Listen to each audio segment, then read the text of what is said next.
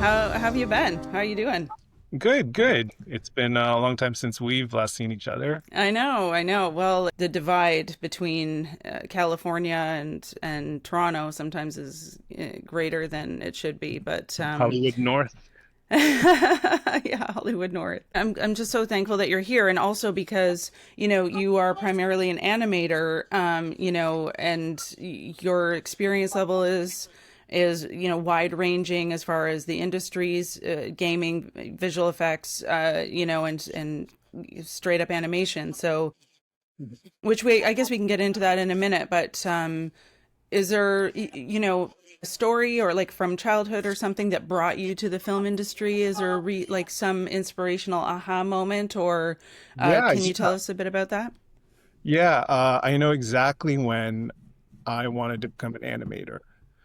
My cousin, who was older than us by like 10 years, took me, my sister, and my other cousin to watch The Little Mermaid. And we saw that Awesome. movie. And right away, while watching that movie, I'm like, I want to do that. I knew right away after watching it, I wanted to become an animator. I mean, I didn't know what, I just knew I wanted to do that. I mean, as a kid, I always drew. I was the quiet, shy kid drawing all the time. Um, but after when I watched that movie, I was just that, you know, focused me right away. And it's crazy too because Sheridan College was in Oakville, and I lived in Mississauga down the street. I mean, just 15-minute drive away. So it all sort of worked out perfectly for me in that sense. I mean, my parents weren't so crazy about it, obviously. But luckily, luckily, my older sister went the route of trying to become a doctor. She's not a doctor, but because she did that, she pushed my parents to leave me alone and let me pursue being an artist. And yeah, older sister. So that was basically it. I went to I went to art high school. I was pretty lucky in the sense that I knew what I wanted to do right away. I was relatively good at art. I went to the art high school, got accepted into Sheridan College, and got my first job in the industry straight out of college. It was different times back then, obviously. Um, More jobs available. I mean, I didn't end up becoming a classical animator because it sort of died by the time I graduated. But that's when CG sort of took over. And my first job, they trained me on a computer, and it's been computers ever since. So it's really interesting that you word it like that, because animation is still animation, whether it's in the computer or if it's hand drawn. I mean, the art is art. The characters are the characters. The story is the story. There's been some strange narratives in the mainstream media or even on social media about CGI isn't art, or it's somehow being pushed back upon. But I find that very strange, because to me it's just a tool, like, or it's Exactly. it's digital paintbrush versus a real one, but it's all Yeah. turning into a 2D image anyway. So I find it so odd. Yeah. Yeah. CG's always been a tool. I mean, I think it's for me because I had to grow up with it. It wasn't just available like it is now, where someone can just type something in and you get something. It's like I had to use my 2D skills, my hand-drawn skills, and apply it to CG because CG wasn't great back in the day. You really had to fight the technology to get what you want.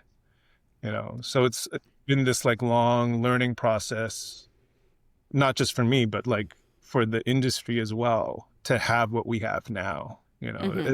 An artist has always sort of been involved in having to train the technology or train the people who write the technology to be able to achieve what we want, right? So, um, Correct me if I'm wrong, but you're working in the previs space currently. Um, and just in case people are watching who don't really know what previs is, can you just describe a little bit about it? yeah, sure. Um, in most media, say commercials, TV, or feature film, whether it's animated or live action, you have someone who does storyboards, right? Where they'll just do drawings of what the movie will look like, whatever shots, medium shot, wide shot, and it's in sequential order, and it'll show you the story. What I do as a previs artist is we take that, and sometimes not even storyboards. We can take a script, and then we'll actually build it in the computer.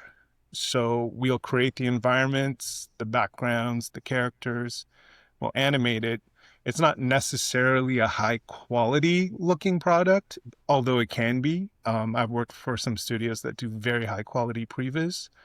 And so we'll build it, animate it, light it, and set up the camera work, camera moves, and basically make the entire movie, or almost the entire movie, in CG for producers and directors to look at and, you know, change things, say we like it, we don't like it, give me a different shot, anything and everything. It's all done to aid in budgeting for the actual shoot or planning or of the VFX shot or whatever. Yeah. Yeah, I find it really fascinating because previs, I mean, like you said, you alluded to earlier, it's come such a long way. So, I mean, now you put all the lenses in, you put the digital version of, you know, the lenses that will be used on set. And you can really cut down on production time, shooting ratio. Again, like shooting ratio, for those who don't know, you shoot, you know, ideally something like a 4-to-1 or a 5-to-1 ratio, but sometimes it's more like 30-to-1 or 90-to-1. I was working on a show, I won't say what it was, but we had a 90-to-1 shooting ratio, which means we shot you know, say 90 hours of footage and it had to cut that down to 1 hour. Yeah, it was really interesting. So director did not know how to call cut on that one. But anyway, yeah, I find previs just so amazing and fascinating because it's like, you know, someone's mind, which was the writer slash director, putting that into usually or often a drawing like the storyboards, and then you guys bring it to life.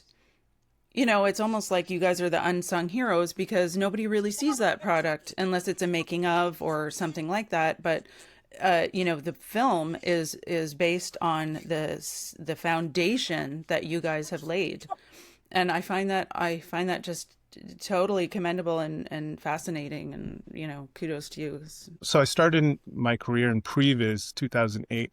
Previs was still, I mean, they had been using previs before, and the company that I work for, some of the owners, they originally worked on the Star Wars prequels. And George Lucas was using previs on those, and then they went ahead and started their own company. And I was completely new to previs, and their company hired me. And I was working on as a modeler first, and they're like, "Hey, on your resume it says you do animation. You want to try doing some previs?" I'm like, "Okay, sure." And it was a huge like learning curve for me because uh, it encompasses all aspects of filmmaking because not only can you, so it all depends, like depending on the project, depending on how much freedom they give you on a project, you will be working with concept artists, the writers, the directors, the VFX producers, and trying to help them, you know, visualize. And that's the term that I think previs is not really the term they use. I think they want to use the term visualization. I'm not sure because that's what you're doing. It's Because it's visual. not really pre anything these days. It's all part and parcel, you know? It's like Yeah, it's throw the, because we also we're on the boundary of production and pre-production, right? Because sometimes if you're doing, for example, feature animation, they'll use previs as rough layout, which is actually on the production side. So I mean, I don't really want to get into terms or whatever, but like I was saying, it's like, you know, sometimes, you know, they haven't finalized a design. Sometimes they haven't finalized the script, and they're like, "Why don't you guys do it? See what you come up with." And being, you know, the hungry go-getters that we are, we're like, "Yeah, sure, give it to us. We'll do it." Sit there on the computer, like, "Oh, I'll try designing this." Or you're thinking of like a story beat or an action beat, which is a lot of the times for previs, you're thinking of big blockbuster action set pieces and sequences, right? So you're like, you know, for example, you're like, Spider-Man's gonna like, swing through this tower and do this cool move or whatever.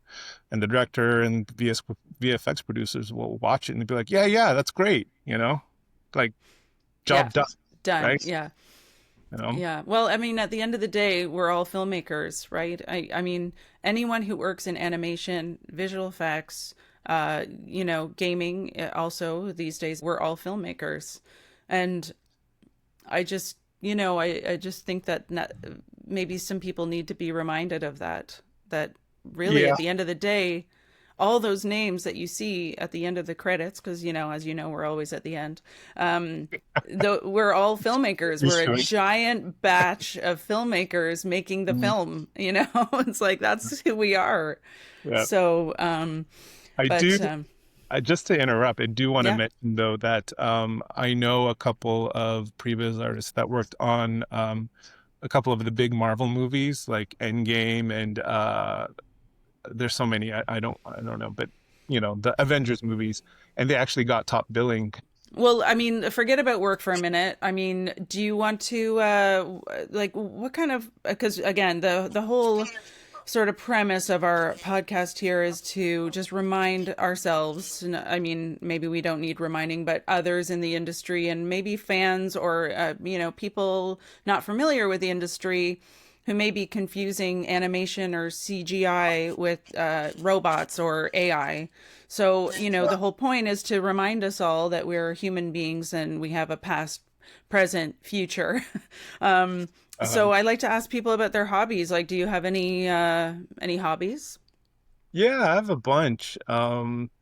Sorry if you're hearing the squeaking, it's my dog playing with The his. dog. I figured. Yeah. Yeah. Uh, I'm in my living room right now, just so Yeah. All good. Yeah. have a proper setup. A lot of things. As you know, I took you surfing one time. I like to surf. The one Um, and only time I went surfing was with you. Got to next go time you're back. in town, next time you're back in town. But I don't know. I picked up a lot of hobbies during the pandemic. I mean, besides doing art and doodles, which, that's a large part of my life. But I really got into gardening during the pandemic, and I still like gardening. I grow a lot of vegetables. Like I'm an old grandpa now, so I grow a lot of tomatoes, and I learned how to make like sauces and ketchup. That's Um, amazing. it's interesting. Like I don't know why. I just really enjoy gardening. I've been learning about like native plants in Los Angeles because we can't, get all the nice plants that need lots and lots of water. So I learned a lot about that. Um, I do things like photography when I get time. Um, go to the gym, you know, Yeah. and I like to eat and cook good food. I don't know. Well, that sounds amazing. I mean, when you're in California, so I mean, I always thought if I ever moved to California, I would get like a lemon tree or like a Yeah. banana tree. I remember I was walking, it was somewhere in Hollywood, and I was walking down a side street, and this was years ago. And like I was just doing Runyon Canyon or something, and then I was coming off one of those side streets, and there was like a full-on banana tree like in someone's front yard, and it was like hanging filled with bananas, and I'm like, okay, this is awesome. If I ever move here, I'm getting a banana tree, lemon tree, like papaya, whatever grows there. I'm gonna get all the things. But Everything grows here. We yeah, actually, I think, where we are, we have the longest grow season. And yeah, like, I don't know if you know much about gardening and stuff, but like, we can basically grow all year round. And we have a great climate for a lot of things like citrus and certain fruits and stuff. But basically, we can grow almost everything here. Uh, yeah. so, Unlike here, which because we do a garden every year. So this year we had kale, squash, loads of beans, tomatoes, yeah. you name it, a bunch of stuff. And then of course, you think that you're just like in this mecca of like this cornucopia of stuff is coming out of your garden, and then it snows like 2 days later. Like, okay, damn.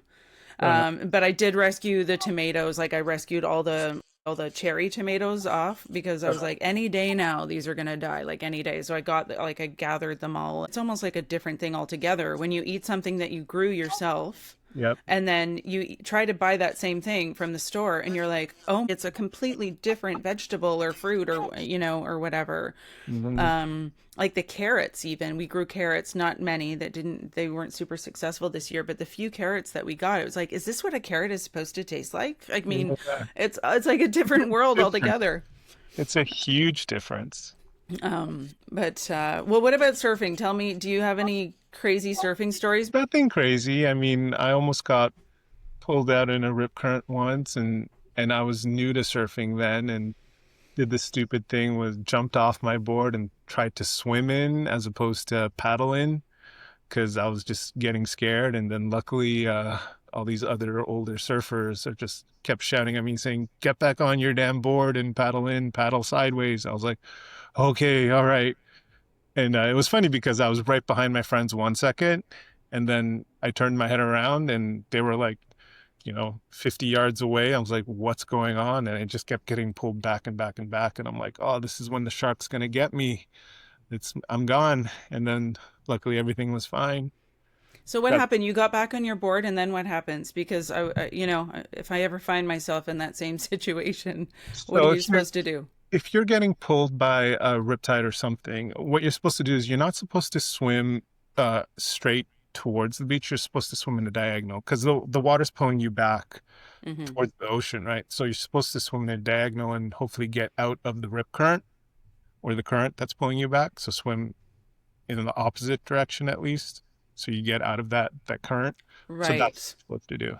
Yeah. And like staying calm and Yeah, because yeah, that I have no idea how to swim how? in those situations. You're either a calm person in times of distress or you're not. Right, right. So I don't know Oh, what to do about that. reminds me a bit of childbirth. They're like, yeah, just stay super calm. I'm like, okay, yeah, I can do that. And then it happens, and you're like, how the fuck does anyone stay calm? Like, what on earth are they talking about? Those are the Um, dogs that took the drugs, I would assume.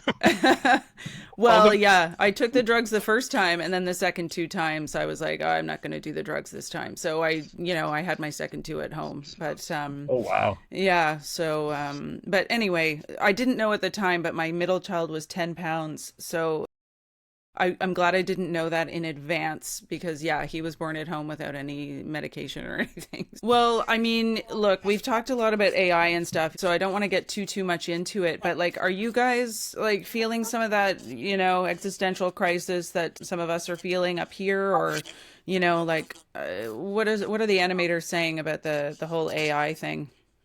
You know, I don't people I don't think I mean everybody's talking about it. I obviously. But the thing is, it's been a year at least when like the big AI boom was sort of upon us. And yes, it did affect the industry, but the thing is, it hasn't really. I think a lot of people on top are assuming that AI is going to take over, and they're like, "Oh yeah, AI is going to take over," but then it hasn't. The people who are working are like, "There's no AI happening right now, especially with animation. There's no AI animation tool."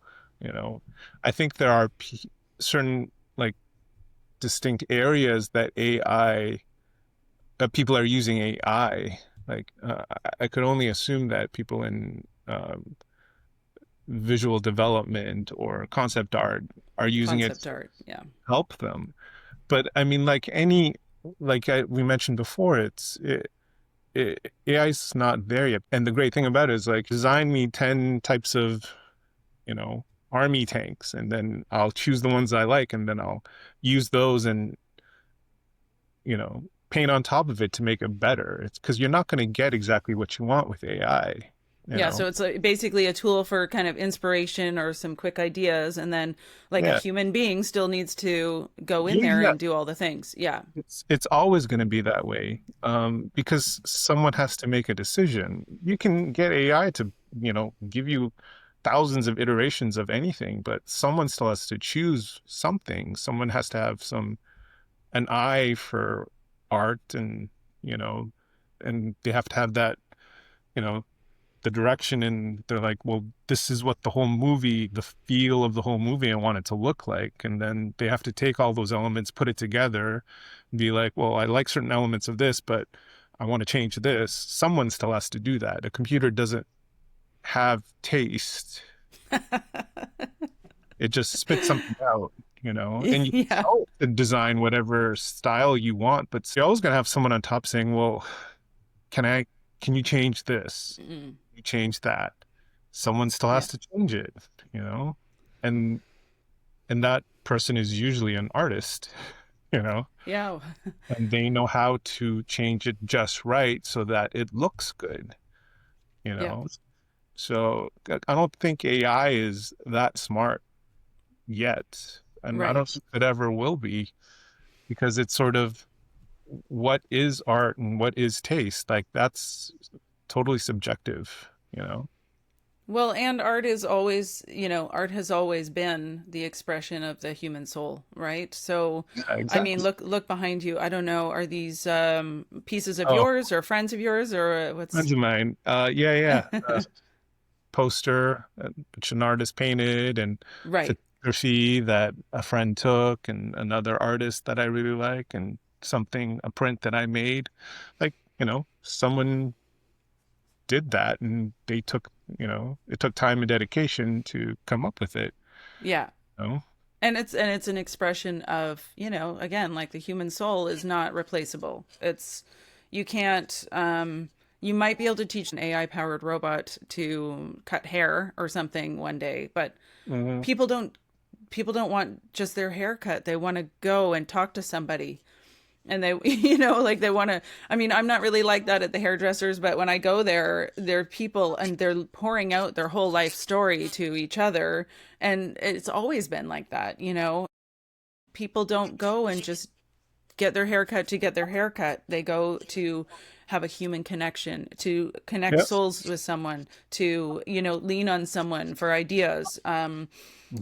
And it's just, I'm using haircut as a random example, but I mean, you just can't replace the human soul, the human connection. People are marrying AIs now and stuff. I'm sorry, but I think that that's just I it, haven't heard like, that. yeah, like Uh, it's just my one of my kids asked me the other day, do people really marry an AI? And I go, guys, look, I mean, unfortunately, it's a mental health issue. I can't answer that question. I'm not qualified. yeah. So that's how I see it anyway. And I hope I'm not, hurting anyone's feelings. But No, to me, it is it's interesting though that you bring it up, because the thing is, it's like we grew up in the last days of sort of things being analog. yes, We, yeah, we we're like the analog youth and digital yeah. adulthood people. Yeah, So kids today, I have no idea what their life is going to be growing up, and what they're just, I mean, obviously technology is so a part of their lives. So I don't know how different it's going to be from us, where we had to do everything so manually back in the day, where yeah, we had to wait for a bus and didn't have a phone to, yeah. look at all the time, and just, Just waiting. There was a lot of waiting. yeah. I mean, the most is like you had a book and you read, which Yeah, is great. It's like I wish people would read more again, you yeah, know, because yeah, like even I do myself, I'm just like on my phone waiting, like, yeah.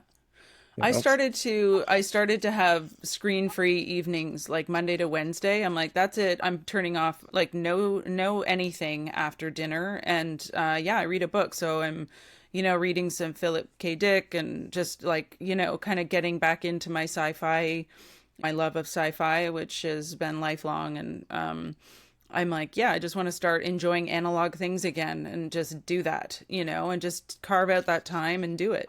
Mhm. It's so important. Like, remember, we all used to know each other's phone numbers. Everyone just used Yeah. to remember off by heart like 100 phone numbers. We don't do that now.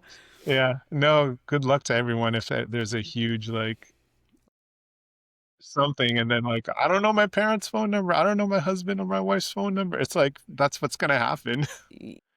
you know? I know Carlo's number, but I don't know any other number. I don't know any number. I don't know my mom's. I don't know my sister's. I don't know anyone's number. Uh, So, yeah, good luck to everybody if that happens. I remember there was an outage a couple of years ago. The ATMs didn't work and none of the credit cards worked. And like it was like a mini version of, Last of Us level panic at the gas yes, yeah, station. People were freaking out. Like, I was like, oh, wow. And this is just for half an hour or 2 hours, whatever it was. yeah. Imagine if it all goes. I mean, yeah, people should start to do a bit of a brush up on the analog world, Uh, because, yeah, you can't shut down the analog world. So, it was funny. There was a blackout up in La Brea. I was there with a friend, and I was like, "Oh, I'll go in the coffee shop," and that's when I realized there was a blackout. And I was like, "There's only one person standing in front of me," and I was like, "What's going on?" And I'm like, "Oh, there's a blackout." And I went up. I'm like, "Oh, can I get coffee?" And they're like, "Oh no, the machine's not working." I was like, "Okay, can I get a pastry?" And they're like, "Okay, yeah, sure." And then I gave them money, and like they didn't know what to do with it. yeah. And I'm like, okay, it's okay. Keep the change. Don't worry about it. It's fine. It's like someone has to Wow. like physically count money or something. They're just like, what? Like, because everything's a card now too, right? Yeah. Like Or tap. tap. Yeah. Exactly. It Yeah. was, it was just funny. I was just like, yeah, human beings, I don't know where we're headed. I know. Uh, But because we have that analog upbringing, for us, it's like, oh, cool, and I still carry cash. I carry cash all the time. yeah, yeah. And I try to pay in cash if I can, not all the time. Oh my gosh, I have the tap on my phone and all that stuff. But, Mhm. the analog, For it's, safety. It's what's like that?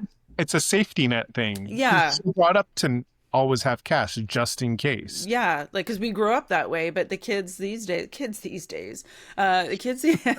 kids these days aren't growing up that way. So yeah, it'll be interesting because if you can't learn like how to use a rotary dial phone Mhm. in reverse. Like if you're 85 and suddenly everything shuts down, you would look at it and go like, oh, what is this? It's like learning how to use a telegraph machine or something for us. Like we don't know how to do that. I don't know how to do that. Yeah. Anyway, super interesting. I won't keep you much longer. It's Sunday night, especially here, and just cooking curry in the downstairs. So Oh, very nice. I told everyone like this is boiling. Do not go near it. But yes, there's an adult down there helping. So, but I should probably get back. But is there anything that you would like, say the general public or fans or even filmmakers, any closing thoughts or anything that you would like them to know about, say, either animation, the animation industry, or like behind the scenes people like us? Like, is there anything that you would like to say publicly to them?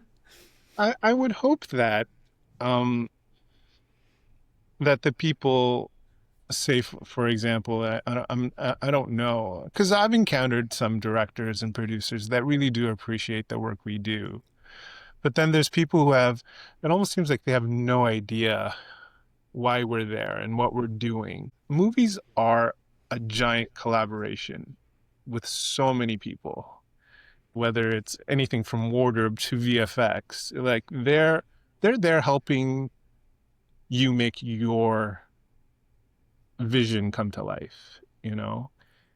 And yes, we're hired help. I get it. But it's also, we also, I hope that we do add to the vision that you have. Um, and, uh, and I hope that maybe it's not said, but I hope that it's known. And I wish, and I hope that people in general, because it's very easy to be like, oh, movie stars, directors, and that's all you see, when you watch the Oscars or whatever. You see all these beautiful people, making their beautiful speeches, and like you just get like a VFX award, you know, and then like there's hundreds of people in production working on a movie, thousands of people in VFX working on a movie. I wonder if like directors and producers know that they're so supported by all these people, we're there because we love what we do, you know, and we're not necessarily there for accolades, but it's nice. Nice to be acknowledged. Yeah, we do it because we're artists, like I was saying earlier, we're filmmakers too. We're there because we are passionate about film and art, and and we're there to make the best film possible. We all have some credits that we're not super proud of, but in the moment, Yeah. it doesn't really matter. We're all in on whatever it is. When we're doing it, we're all in on that. Funnily enough, nobody complains or says, "Oh no, there was no craft service on this movie." We just fed ourselves. It's not, for some reason, the craft service isn't an embarrassment. I don't mean to pick on craft service. I love those guys, obviously. Oh, no. But you know what I mean? How come it's not embarrassing to have craft service on your movie, but it's somehow, Oh, yeah, yeah. embarrassing to have visual Oh, effects? you mean like the whole credit thing? Yeah, that's something that I never understood. It's sometimes people, you get the huge scroll, and I'm like, yes, I'm going to read all these people's names.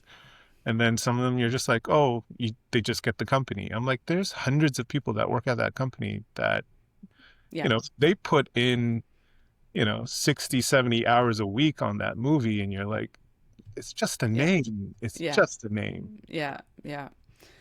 Not that I've ever been in charge of the credits, but I have had tiny windows here and there on a few projects, and I'm like, wow, I'm glad that's not my job, because it's tough. Well, onwards and upwards. I mean, it's important to just keep moving forward. And just like, I And you, guess that's all we can do. like you said, a lot of us are there just for the work because that's what we enjoy doing. Yeah. Yeah. So I think that's why we've been getting away with it for so long. So people Yeah. just love the work. Yeah, they love to work, and they love the work. Yeah, exactly. So, and then we keep on keeping on, and then it's like, wait a minute, maybe some changes need to take place here. Well, maybe we'll have another discussion in 10 years from now. I will see you before then, though, because I think it's probably been about 10 years since I've seen you in I person. think so. So, I think so. because I don't think I had kids the last time. For sure, not the surfing time. I didn't have kids then. No, you did. Um, Uh, but Lots of surfing anyway. moms here, a lot of surfing moms. So Oh, I'm sure. Oh my gosh. But thank but you for doing this. anytime. Um, I'm so thankful, and I will call you next time I'm in town. And you do the same if you're here for Christmas or something. Oh yeah, definitely. We'll get Yeah. the whole crowd together. Yeah, exactly. Okay, cool. Well, thanks a lot, Roger. Thank And you. yeah, Great. we'll see you again soon. All right, take it Okay. easy. Cheers. Bye.